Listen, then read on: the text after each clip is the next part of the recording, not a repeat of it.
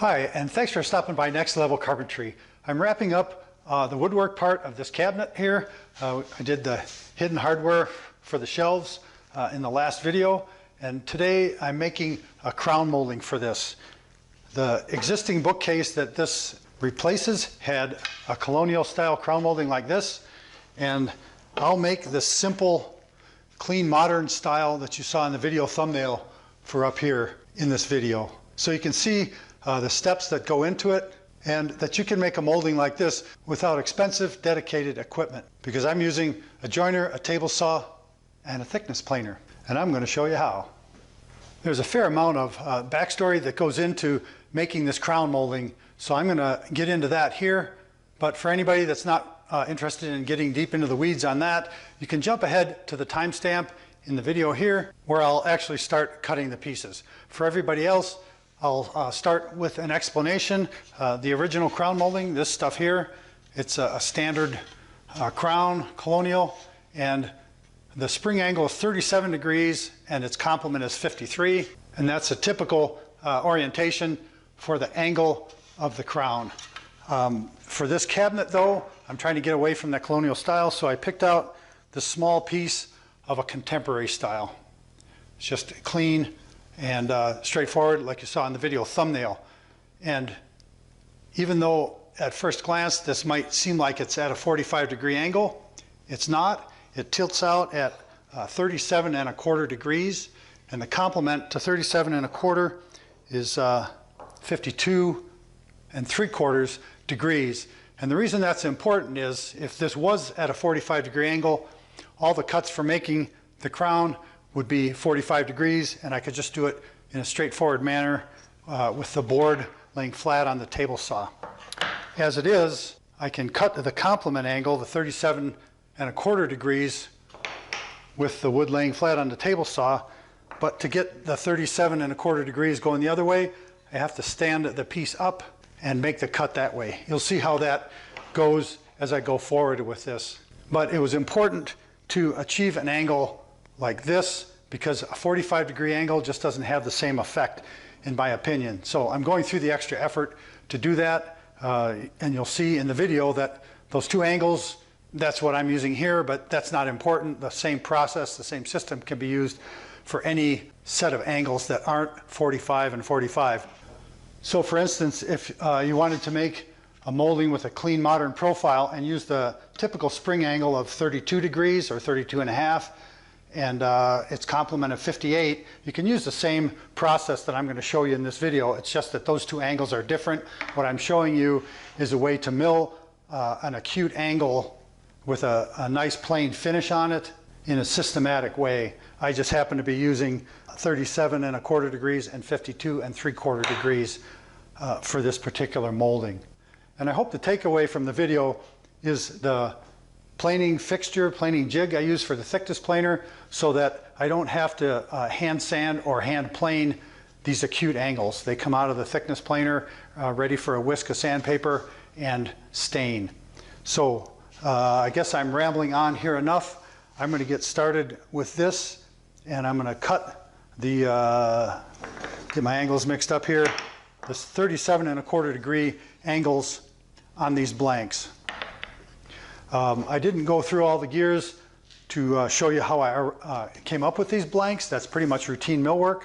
But what I ended up with is some pieces here, and this is 3½ inches wide, 3/4 of an inch thick. It's straight as an arrow, and there's zero twist in it. That's for the flanking bookcases. This piece is 4 inches with the same properties. And then these little guys are the returns for the bookcase. They're the consistent width and thickness like the middle piece, so all that stuff matches up. And it's imperative that the blanks are perfectly sized, because I'm indexing or referencing off the edges and the faces of these pieces in all the steps for making the molding. If there was a variance in width or thickness, then other things are going to get thrown off, and some of the fine bevel angles on the molding would start to get thrown off pretty quickly with a little bit of variation. So that's really important. Anyways, for everybody that skipped ahead, let's get started with a setup and some cuts. I start the milling process here the same way I do every other milling process, and that is by defining which face is the show face. And after I've decided which edge of the face is going to be the top and which is going to be the bottom, I make marks on the ends to indicate the various cuts so that I can keep it straight as I go through all the steps for making this molding profile. To get all the angles and all the setups right, I did a proof of concept molding. That's what this is. And this is bigger than these pieces are going to end up, but all the angles are the same. This was like 4.5 inches wide, and I decided to scale it back to 4 inches.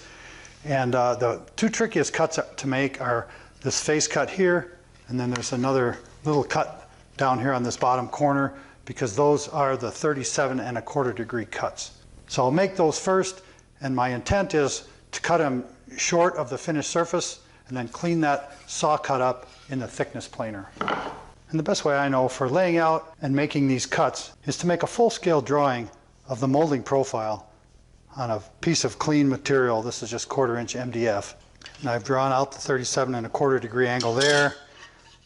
And then I've placed the wide crown molding blank on that, traced it out, and then laid out these angles. So this angle here, this face at the top, and this little nubbin of a cut at the bottom are the two I'll be making. Once I've got the angles and proportions the way I like on the full-scale pattern, I transfer them to the end of one of the blanks using a SharpWriter pencil and an angle square so that I can use these marks for the saw setup for making each of the cuts. And because my saw is a right tilt model, I've got to flip my rib fence away from the customary setup to make these cuts. And with the fence flipped, I use my little gauge block to tilt the blade to exactly 37.25 degrees. And I know people swear by the digital angle gauges made by Wixie, but there's just something about having a solid block of wood with a precise angle on it that I can use during every step of the process for consistent, accurate results. Because I'm making two different widths of crown molding, I'll vary the proportions of the face cuts on the two. I'm just going to go through the gears on the wider one in the video, but I'll be reusing this setup with slight adjustments off camera to produce the smaller, narrower pieces. But the blank with marks on it is what I use first to set the rib fence and the blade. And I'm not sure how well you'll be able to see this, but I'm leaving a good 1/16 of an inch of wood between the pencil mark, which is the finished face, and the cut for the saw blade. I can use this same saw setting for both the wide and the narrow moldings, but then remove just a little bit less for the narrow molding on the thickness planer step. And I don't want the wood wandering off into the blade and cutting away too much on this angle face. So I'm using a bench dog feather board to keep the board tight against the fence while I make this face cut. And what I like about this feather board, besides the fact that it's the only one I have, is that it's reversible and that it locks firmly in the miter guide slot so that I know once it's set, it stays set. And after a few minutes of setting and fussing, I'm ready to run this cut. And that'll do nicely. I've removed the bulk of that wood, which makes planing much easier. So now I can run that cut on all the blank pieces. And I used orientation marks on the end of the pieces to make sure I'm cutting off the right corner with the right angle.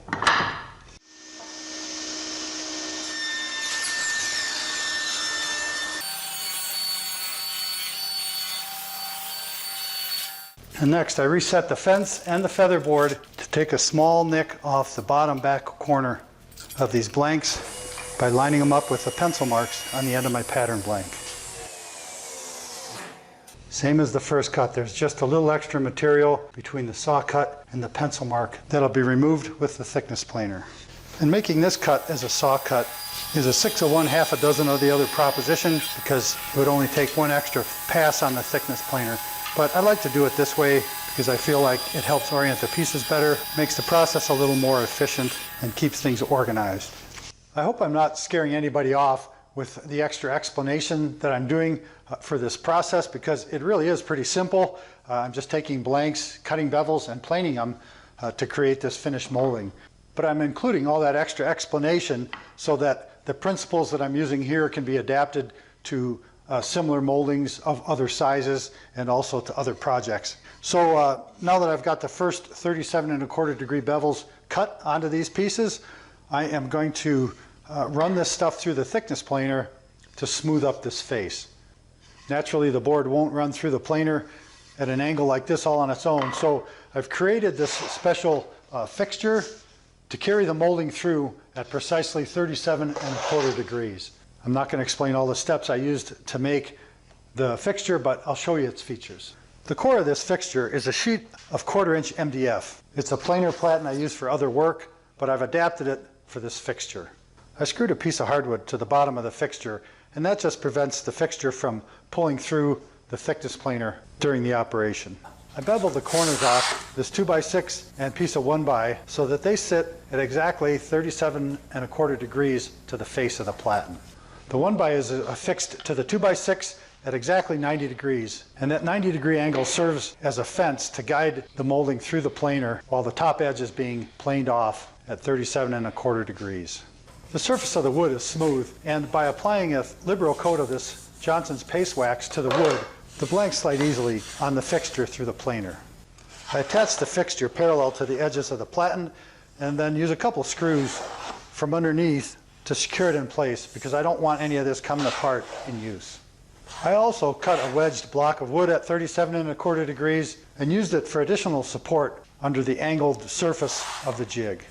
This fixture needs to be accurate and solid because I'm asking it to do a rather unusual thing in the thickness planer. But I'm comfortable using it after taking necessary precautions and measures to make sure that everything stays in place during use. As with any planing fixture, I make sure that I've got enough sticking out the infeed and the outfeed table so that the work is supported thoroughly through the whole planing process. With the fixture in place, the surface I just cut on the table saw is perfectly parallel to the platen of the planer and to the cutter head in the planer. And the whole purpose of this fixture is to allow me to finish the face of that bevel with the 96 cuts per inch that I get from the DeWalt thickness planer on the high feed rate, which is plenty good to be sanded and stained for the finished molding. I only need to take about a 32nd of an inch off this little beveled face to clean it up, smooth it off, and make it the right size for the proportions of the finished molding. The nature of the fixture in this cut make it pretty much impossible to use any sort of measurement to gauge the height setting for the planer head. So I just put a pencil mark on the edge that I'm planing, fire up the planer, and then gradually lower the cutter head until the feed rollers pick it up and I can hear the cutters making a light pass on that face. After indexing the cutter head to the size of the blank, I lower the crank about another half a turn and then take a second pass, which is then thick enough to actually plane the surface. And you can see that because the pencil marks I put on there got planed off. Now I can run my pattern piece through to see if I actually want to take a little thicker pass. And I decided to just leave the planer on the slow speed to make sure I don't get any tear out on this little face. And that is the size of the face and the finish that I'm after. And when I take this piece back to my full-scale pattern, you can see that the beveled faces line up perfectly with the design that I'm shooting for. I neglected to mention that I like to use a small clamp to hold the fixture in place so it doesn't shift around during the planing process. And it doesn't take much to hold it in place. And with that, and an outfeed roller set up to catch the piece when it comes out of the machine, I can plane off the face of the longest piece. And I'll fire up the dust processor for running a long piece to keep the chips from blowing out from inside the machine. And I think you'll admit that that is a pretty sweet finish on that little face for no more trouble than it is to make it. And now with the large face on the wide piece all planed down just like it needs to be, I'll raise the cutter head and clean up the bevel on the bottom back of these pieces with the fixture in place.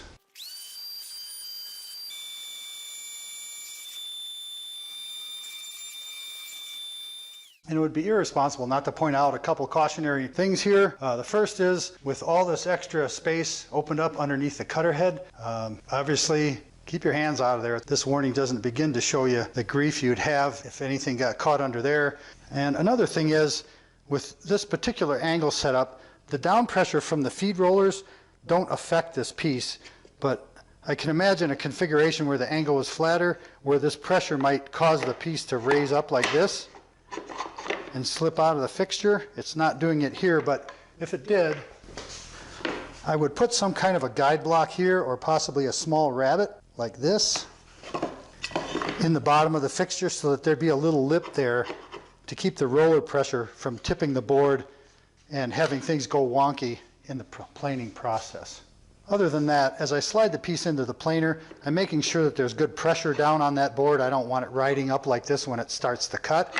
And then I keep a little positive pressure on that, again making sure that nothing pulls my hand into the machine, which would be catastrophic. And I apply that same pressure to the bottom edge of the molding as it comes out the outfeed side. And now you can see that the bevel on the back side of the molding matches up with the pattern as well, which makes the large molding exactly like it needs to be at this stage of the process. And I ran the narrower pieces through with a slightly shallower pass than the wider piece, so that the plain face is proportionally smaller than the one on the big face, because the molding itself is proportionally smaller. And that subtle distance is just perfect, in my humble opinion. And for reasons that matter more to me than to you at this point, I'll point out that I made sure to match up the bevel on the back and the bottom edge of both the large and the small crowns precisely the same, so that I can use the exact same setup later on in the process. And now that I've finished all the 37¼ degree bevels on both faces of both the large and small crown molding pieces, I'll switch over to cutting the other two bevels on these faces. And those are made at 37¼ degrees, but with the piece indexed flat on the table surface rather than perpendicular to it, which is a bit easier and a bit less fuss than the planing fixture. But the results I get using this process and this fixture are well worth it, because that is a first-class finish on that bevel, and that'll carry through to the finished molding. So I can park this planing fixture back in the corner where all good planing fixtures go to rest. Take it easy, pal, you did a good job. The next two cuts, this one on the top and this one on the bottom, are 37¼ degrees off the face on the front and off the face on the back. So that means I can tilt the saw blade to that 37¼ on the table saw and make this cut without any special setups. And I want to mention here, when I make this cut, I'll always leave a flat spot from the edge of the board. So I'll cut this like this, and this cut like this. And with a flat spot on those edges, I'm reassured that I haven't gone too far with that cut. After cutting these on the table saw, I'll set the joiner fence at 37¼ degrees and plane away the rough surface to leave a finished planed edge exactly where it needs to be on the finished molding. The bottom cut will be the same on both the large and small molding, but the top cut will be slightly different because of the different dimension of that vertical face. And I use the blade angle setting to get me close and my little gauge block to dial it in. I'll take the first cut off the bottom to get that facet the same on both pieces. And this sort of thing is so much harder to show than it is to do. But I set the fence so that there's a fair margin of error between the cut and the pencil line where I want to end up. And I dial in that final dimension when I go to the joiner by adjusting the depth of cut. And make note of the kind of push stick I am not using. And that little margin there of a skinny 1/16 of an inch is just perfect. And it's not at all unusual to get sawtooth tracks and burn marks on the edges of a bevel piece like this, especially with maple. And that right there is the reason that I make the initial cut on the table saw and finish it up on the joiner. It solves both problems at the same time with perfect results.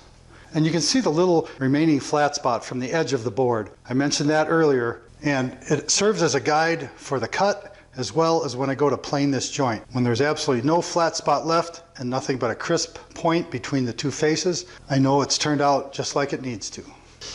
And the only push stick I'll use is one of my favorite push sticks, because it gives me positive, firm pressure on the workpiece the whole time it's being beveled. And there's no way you can get results like that on a 10-foot long piece with a bevel cut like this if you're using one or two of the little long-handled flimsy push sticks. And that some people love that style is kind of beyond my comprehension. But I take extra pains to make sure that this bevel saw cut is precisely the same on both the small and large crowns, so that I can use the same depth of cut setting on the joiner when I plane these bevels. And a little squiggle mark on this cut surface will help remind me which edge needs to be planed when I get to the joiner. The next cut at the table saw is for the small bevel that becomes the flat horizontal surface of the top piece of the crown molding. It too is at 37¼ degrees to the face of the molding. So I can cut this on the table saw and plane it on the joiner. So I'll go through the same gears for setup, leaving a small margin of wood that will get planed off in the final pass. And having a small flat back edge instead of a sharp point just helps everything index more accurately. It's probably not such a big deal on a hardwood like maple, but if it's a softwood like pine or poplar, a sharp edge could be blunted in the process and change the dimensions of the finished piece. I'll mention that I have the teeth of the blade coming up just a little over 1/8 of an inch on the back side of the wood, which is plenty for a nice clean cut.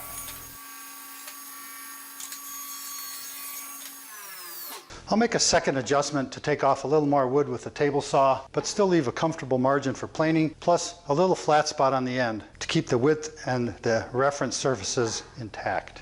I'll make a small adjustment in the fence and rip the same bevel on the narrower crown pieces. And I'll remind you that I'm reminding myself to keep in mind that it's a smaller piece with a different finished profile, so the cut and the planing pass will be different on the top edge of the crown compared to the top edge of the wider crown. Make sense? Yeah, clear as mud. To remove saw marks and plane this to the final face size, dimension, and smoothness, I'll set the joiner fence to match my 37¼ degree block. And I'm sure the electronic angle people are screaming at their screens once again saying, you need to get an angle gauge. But this is an instance where I like the repeatability of a solid wood block where the setting can't change to get consistent results. And I repeat that here because, as everyone knows, the angle gauge on a joiner is more of a rangefinder than a gauge, in my opinion. And with the fence set at an angle like this, you can see how simple it is to get a clean jointed facet on the top and bottom of this crown molding. And I'll start with the bottom edge of these pieces because it's the same for both the wide and the small moldings. And I use the black Sharpie marks I made way at the beginning of the project to assure myself that I'm plating the right angle and the right edge at the right time. I start with a setting of a shallow 1/16 of an inch and then sneak up on that final plane mark that I'm after.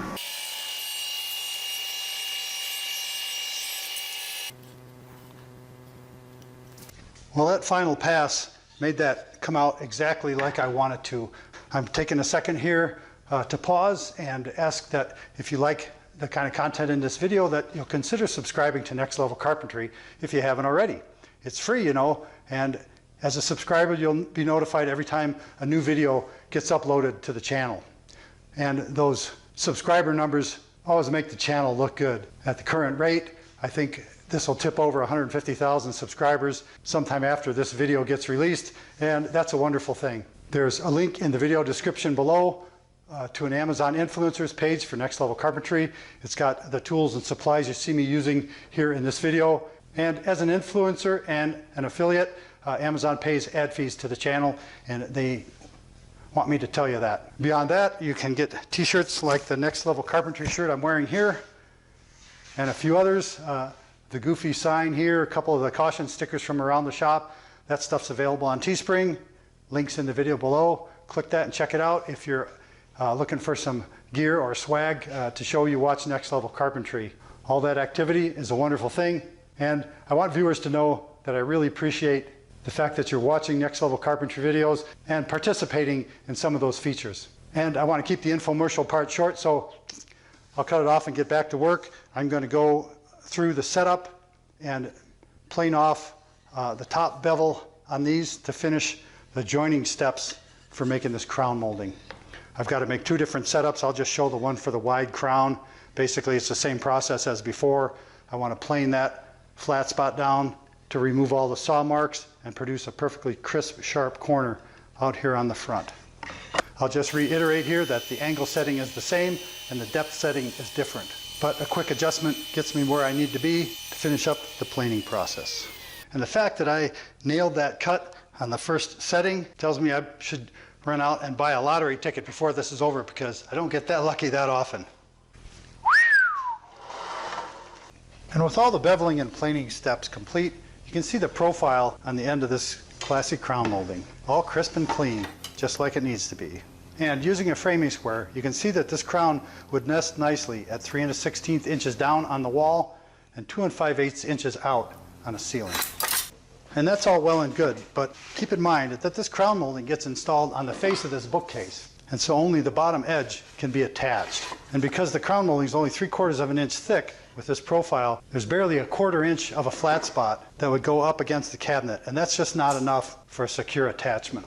And that little picadillo right there is why I've got this extra rabbet in the back face of the crown. You can see it drawn here on the full-scale drawing, and you can also see it here on the end of my prototype piece. You can see the extra beveled block that's stuck on here, and looking close you can see there's a small saw curve in there also. And that shallow rabbet, it's about a 1/16 of an inch deep, and that small saw curve allow me to index this little triangle of wood that gets fastened to the back of the crown molding. And that small triangle of wood gives me enough vertical surface to stabilize the molding on the face of the cabinet and allows me to attach the crown molding with screws piloted and driven in from the back side of the face frame and the sides of this cabinet. And I hope this little feature here is the second takeaway you get from the video, because without that, the crown molding for a bookcase is kind of ineffective. The crown molding I sampled was this one. This is made for a kitchen cabinet where it's screwed down into the top of the cabinet, but I didn't want to do that on this one. There were some other reasons why I wanted to attach it to the face, and so I added that mounting block a little different way and a little different style, but it serves the same purpose and allows the molding to be used in a lot more versatile applications than the traditional between a wall and a ceiling. So I'll set up and make those cuts now. And to rewind, this is why I wanted the bottom edges of both the large and the small crown moldings to be identical, those little bevels, because I didn't want to do this setup twice. I'll make what I call the shallow indexing curve first. And with a right tilt blade, to use the same setup on the bottom of both moldings, I've got to switch my fence around again so the fence is on the left side of a right tilt blade, which will be a consistent indexing surface. I'll mention here that if I were doing a mile of this molding, I might work it out to do it on the Williams & Hussey molder. But as it is, it would take 2 sets of knives to get the front and the back milled. Plus, I'd still have to do this little indexing cut on the table saw because the nature of it just wouldn't be possible with the cutting geometry of a molder. The table saw is still set at 37¼ degrees. I just need to set the fence and lower the blade to make the cut. It's a finicky little setup, but it's not that difficult to make. This cut will be referenced from the very sharp point on the bottom edge of this molding, so I need to make sure the fence is straight and smooth and solid so that the piece rides on a consistent surface while making this cut. And I'll point out that I'm making this saw cut and I'll plow the rabbet before I make the little bevel piece that fits in there. It's easier to do that way than making the bevel piece first. I'll also mention that I made the referencing cut a lot deeper than it needed to be on this prototype piece, so I'm lowering the blade more to make it more of a nick than a cut. But this should do nicely. And once again, the sharp remarks I made on the end of this piece at the very beginning are my reassurance that I'm cutting this little slot in the right place at the right time. And that's an extremely useful cut for as little time and effort as it takes to make it. For this final setup, to plow this little rabbet in the back edge of all these pieces of crown molding, I had to flip the fence around back to the normal way, flip over the feather board, and switch to a full 1/8" kerf flat top grind rip blade in the saw. Then I set the blade height to clear the indexing groove, set the fence to 11/16 of an inch, and then dial in the feather board to hold this piece securely in place while I plow this little rabbet. And that fence setting of 11/16 gives me a 1/16 inch deep rabbet for indexing the little bevel block. And with everything dialed in and locked down, I plow the little rabbet, poor little guy. And those 2 simple quick steps give me a consistent and reliable indexing spot for the little bevel support/installation block for the back of this crown molding. And any extra time I spent at this stage pays off in spades by ease of installation of the crown molding itself.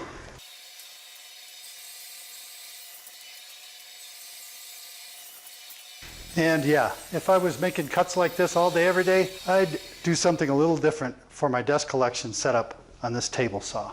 I'm not sure if this is funny or sad, but I couldn't figure out why so much sawdust was ending up on the table. I had the dust processor running, I had the hoses hooked up, I'm making a cut, yet all the sawdust isn't going down in the saw cabinet. Well, I guess that's the reason I keep this sign in the shop, because with everything hooked up, set up and running, I failed to open the blast gate that comes to the table saw. So despite all that setup, I had no dust collection. Oh boy. To finish up this crown molding, the next thing I need to do is to add this angle filler block to the back of these pieces. And I will use my analog angle finder to determine the size of that filler strip. And then I'll rip it out of these pieces of maple here. I made a batch of these pieces. They're uniform thickness, and they have square corners on one side, and that will be the square corner on this little block. So that's next. Determining the exact size for the little right triangle that makes up that filler block is a piece of cake, and all I need to do is index the angle finder into the indexing notch and then use a square to mark the size, just like that. I want to attach an auxiliary fence to my rib fence on a table saw, and I've got a couple holes strategically drilled into the fence for times just like this. So I can use a couple short screws to attach a scrap piece of 3/4 inch plywood to the business face of the fence. Next, I use my analog angle gauge once again to set the blade angle precisely to match this molding. Then I lock the angle in place and lower the blade a bit. Having a sample block of the exact size for this molding is so handy, I made a duplicate angle block and cut the end off, so I have a little scrap that's the exact size I need for this strip. And then I cut a fresh square end on a scrap of dowel. To use this little block as a setup block, I just spritz it with Starbond accelerator, put a dab of thick glue on the end of the dowel, and stick them together. And the extra steps for this method are actually worth it to get a perfectly accurate setup for this little block the first time, because it's so hard to measure a setup like this with rulers or calipers. And the only reason it takes this much time is because I'm trying to show it in the video. Otherwise, this process would take just a couple minutes. And once I'm happy with the space between the blade and the fence, I'll turn on the saw and raise the blade until it cuts in the face of that sacrificial fence. And after raising the blade to plunge the cut, I lower it down a little bit so the teeth have clearance in that slot. And now you can see that my little scrap pattern fits perfectly between the sacrificial fence and the blade for making this cut. And everyone that knows anything about a table saw is cringing right about now because they're aware of what I'm doing here. I'm making a rip with a piece of triangular stock constricted between the fence and the blade. If I let go of that piece, it's going to harpoon my toolbox back there and I'm going to regret it. But as long as I hang on to the piece and my setup is accurate and my blade is sharp, I can make this triangular piece by feeding it through and then pulling it out the other side with a firm grip on it the whole time.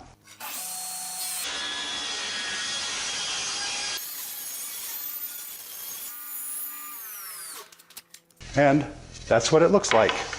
And I make those cautionary comments because I don't take this procedure lightly, and I don't want viewers to either. It's an advanced technique. You could make this strip by going through a similar process and then adapting the jig in the thickness planer to get that surface, but I chose to do it this way for this project. And if it concerns you, don't try this at home. And I verify the size of this piece by checking it against the piece of the crown molding and realize it's ever so slightly too thick. So I could either change the setting on the fence or run the piece over the joiner. And I'll choose to run it over the joiner because if I take a few frog hairs off of there, it'll remove these burn marks in the process and I'll have a cleaner piece in the end. And I will unquestionably use 2 push blocks for pushing the small molding over a spinning cutter head on the joiner. And that light pass quickly removed the burn marks and made for an absolute perfect fit of this angle strip on the back of the crown molding. And in retrospect, for the future, I might choose to set the fence just a little proud and plan on taking off that shaving to clean it up afterwards. But this is actually the first time I've done this whole crown building process, and my methods and ideas are bound to change. And I'm using random scrap left over from the shelf building process, so a couple of them I only get one angle strip out of. But this larger rectangular one, I'll be able to cut one angle off, then flip it over and cut a second one out of the same piece. With consistent rabbets in the back of the crown molding and identically sized wedges, I just use a couple light strips of glue and slip these filler wedges into place. And then I'll use a little frog tape to hold the pieces in place before I flip the pieces over back to back and use clamps to hold everything while the glue dries. I know most people on YouTube would use a pin nailer at this point and shoot this little strip into place, but I don't like having those random pin nails stuck in my woodwork, especially when I go to cut moldings. I don't want to be cutting through nails with an expensive miter box blade. And I'm mindful of the fact that this little strip is only a filler and will get secured to the crown molding when I drive screws in from the back. So this isn't the same as gluing up panels or anything that's more visible or requires more integrity. And as long as the filler strips stay tightly nested into the indexing groove while the glue dries, everything is good to go. And I don't know if this qualifies as enough clamps, but it's got to be close. I got to say, it's been a long week in Lake Woodbegone. But after letting these pieces of crown molding dry with clamps on them overnight, I think that was the day before yesterday, I unclamped them and cleaned up the little bit of glue squeeze out on there. So these pieces are all tuned up and dialed in and ready to install on the cabinet. You can see in this panning shot that little wedge strip glued in nicely, everything's smooth, flush, and even on the back of the molding. And that smooth, flat, vertical surface on the back of the crown allows me to attach it perfectly to a vertical surface on the cabinets. This is a video about making the crown molding, not installing it, but I will show you a couple things that I had to do for this particular cabinet, for this design, for this crown on this job. This is a bit of an unusual setup with a scaffold in a wood shop, but I wanted to show that I made a special framework on top of this cabinet so the crown can install to the framework, and then the whole crown molding assembly can be made as one piece, pre-finished, disassembled, taken to the job site, and reinstalled.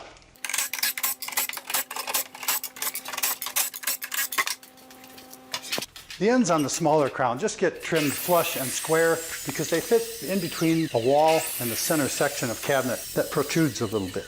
And I cut the larger crown for the center section of the cabinet in a nested orientation with my miter saw to get a nice, clean 45-degree angle cut where the crown meets at the corners. I'm going to go out on a limb here and guess that you've never seen someone use pocket holes for installing crown molding, right? Well, that won't stop me from doing it. And I'll use it for this unique crown assembly and installation. This material is 1 inch thick, and that allows a 1 inch overlap of the crown on the face of the cabinet. I made this 1 inch block and attached it with a couple long Torx drive screws, so this is really solid. This assembly, as you saw, is held down to the top of the cabinet with Torx drive screws into the cabinet sides and face, and then I'll use the pocket screws to attach the crown molding to this end block. I've got my Craig jig set up for this 1 inch thick material, and even though it's at a weird, awkward angle, I'll drill in the pockets for these screws.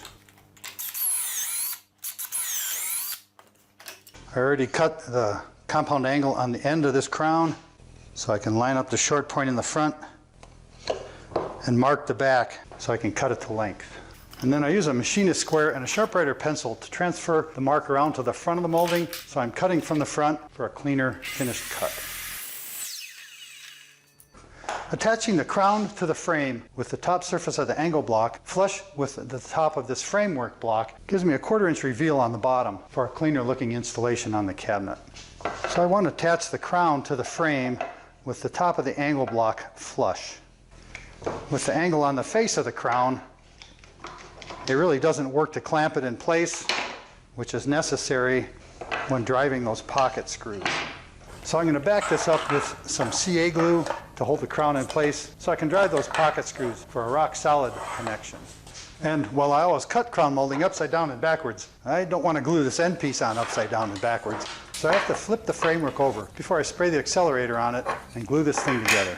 I apply the accelerator to the framework block and then put a decent bead of Starbond thick CA glue along the back face of this crown molding. And then press and hold for about 10 seconds and it's good to go.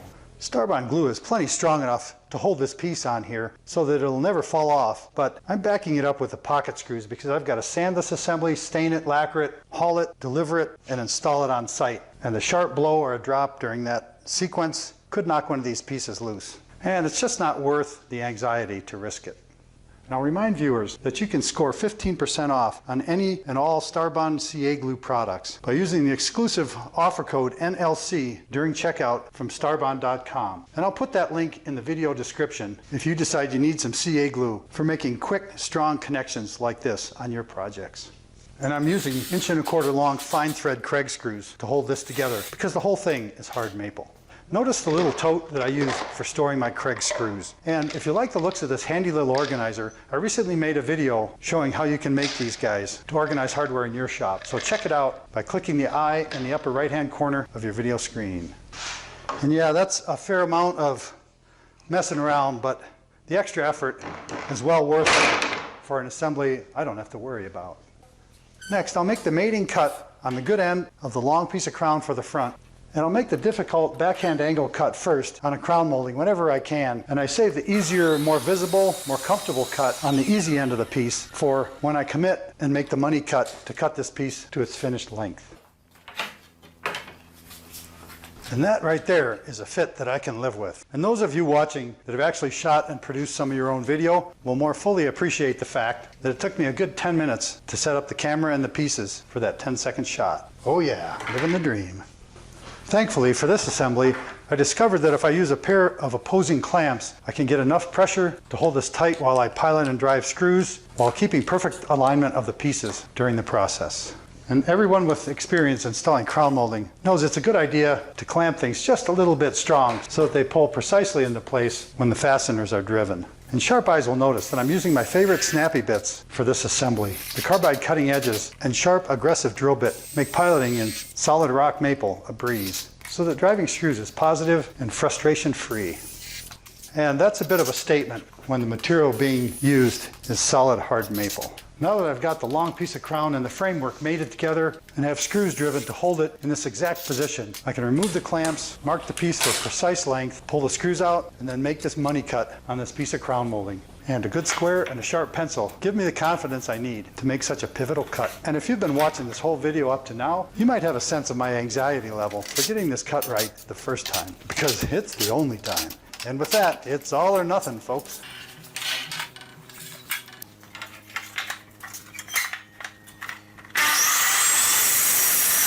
And there it is then. And I'll say here that the day you get to this stage in a project, plan everything out to perfection, thinking everything through ahead of time, planning out each and every step, and then make a cut like this wrong, that's the day the world will know if you got what it takes to be a master. Because, my friends, if you get bucked off that horse and you got what it takes to get back on and go for another ride, you're going to do great. Because starting over in the face of aggravation, frustration, anxiety, and disgust separates the doers from the wannabes, in my opinion. But luckily and thankfully, today isn't one of those days for me, because it's pretty tough to argue with a fit like that.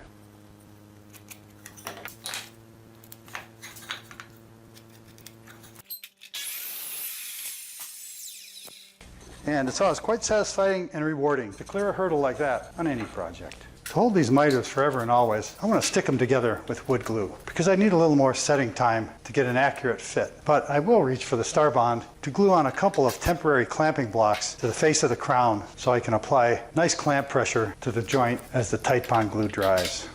Then I'll back off a couple of the screws that hold the crown to the frame so that I can spread the joint and apply some glue to it.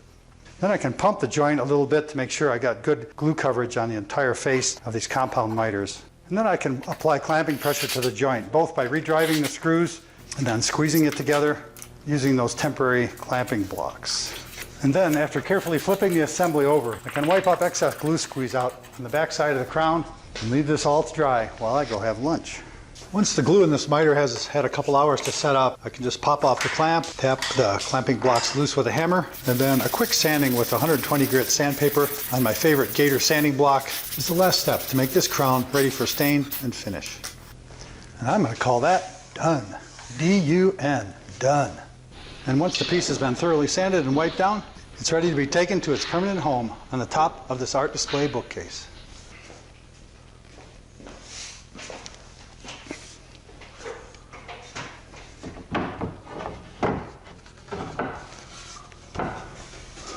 Well, it's cool that Chip could come by. We've kind of self-quarantined here in the shop, and this is a perfect kind of job for him to do on a Saturday morning, doing the final installation of that crown molding on this art display bookcase. I don't know how many people are watching right now during this premiere, but we can do a thumbs up countdown if you want while Chip's working over there. Check out the number of thumbs up right now, how many people are watching the live stream, and in 5, hit the thumbs up button if you like the video. 5, 4, 3, 2, 1. I don't know what kind of jump that makes, but we'll see if it's any good. Somewhere we're going to create a record, I think. But anyways, thanks for participating in that silliness. I'll reiterate the Star Bond special offer code. The link to Star Bond is in the video description. Type in special offer code NLC at checkout and get 15% off any of the Star Bond products that you want or need. It's a wonderful thing. I definitely don't want to close out the video without giving a shout out to all the patrons on Patreon. Everybody on this list has gone above and beyond for next level carpentry. And even in these uncertain times, I notice a few people are still signing up as patrons with a contribution to the channel. And I really appreciate it. For everybody that's an existing patron, I certainly understand if any adjustments need to be made to handle and manage your personal situation. It's all good. I appreciate your support of the channel. And please give me a shout out if you don't see your name on this list. I go through a process to get everybody's name in there, but if I miss somebody, I apologize. I think that's about that, right, Chip? Yep, it's all good. Fit like a charm, I think, just like you planned it, right? Okay, appreciate it. We'll get it torn down and get it done so we can get this thing out of here. Yeah, okay, I'll stop back in a bit to help you tear that down and do some staining. Take care. And for everybody else, until next time, hey, thanks for watching.